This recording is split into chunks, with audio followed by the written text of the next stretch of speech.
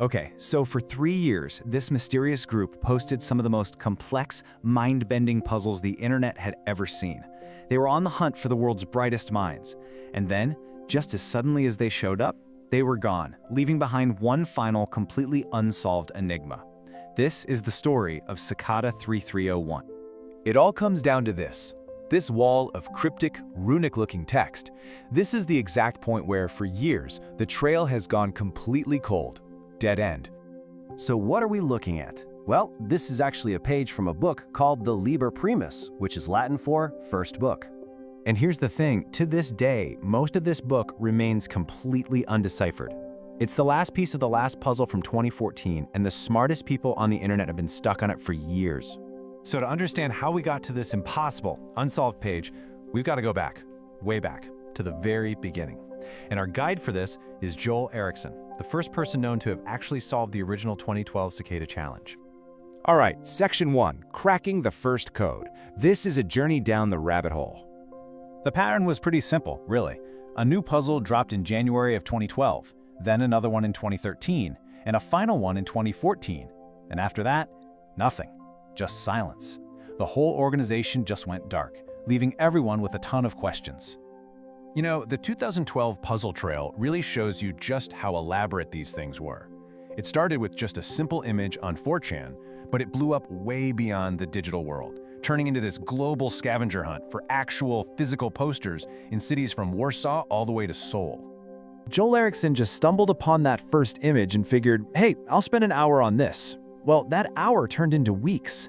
Like he said, he was just looking for a fun challenge to stimulate his mind, but what he found was something so much deeper.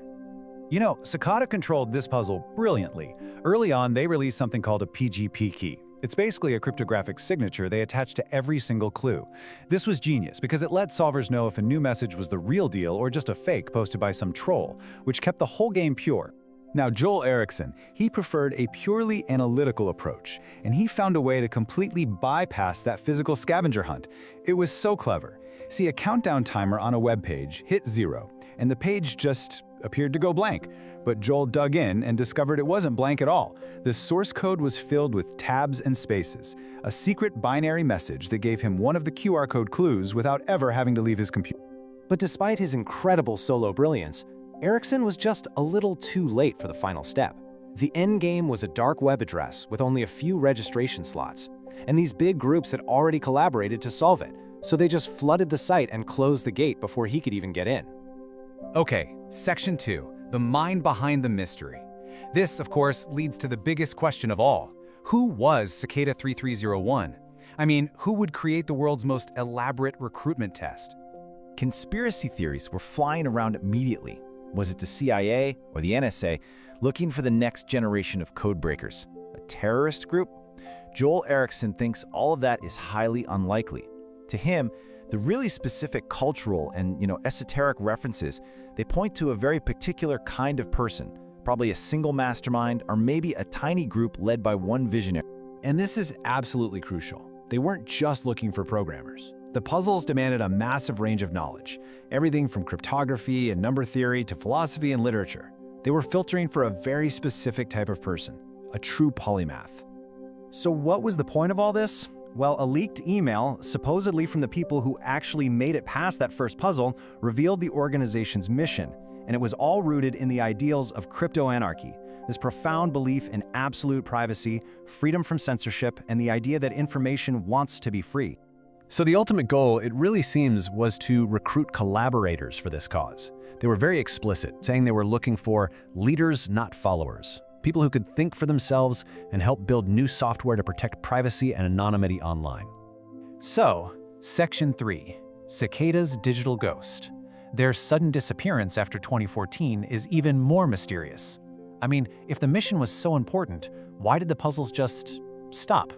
Well, Joel Eriksson offers what might be the simplest and maybe the most human explanation. He doubts they were shut down or that they just achieved their goal. He suspects the single mastermind behind the whole thing is simply not around anymore. You know, this whole saga feels like a product of a really specific era of the internet. But it begs a new question. In today's world of super powerful AI, could a machine crack the original Cicada challenge? And Joel's answer is a confident yes. He really believes that with the right framework, giving an AI access to tools, the web, and even the ability to hire humans for physical tasks, it could absolutely solve the puzzles that once stumped the entire internet. But, and this is a fascinating distinction he makes, while an AI could solve the puzzle, he believes it would really struggle to create one. AI is incredible at processing information we already know, but creating something truly new with layers of human creativity and philosophy, that's still a uniquely human skill. And that really brings us to the heart of Cicada's legacy. Because while the puzzles may be a thing of the past, their core mission, defending privacy in an age of ever-increasing surveillance and fighting for a free and open internet, has never felt more urgent than it does right now. Cicada 3301 set out to find independent thinkers, leaders who are capable of navigating a complex world. So as we face our own new challenges, from mass surveillance to artificial intelligence, their central question is still hanging in the air. In this new landscape, who are the leaders? And what puzzles do we need to solve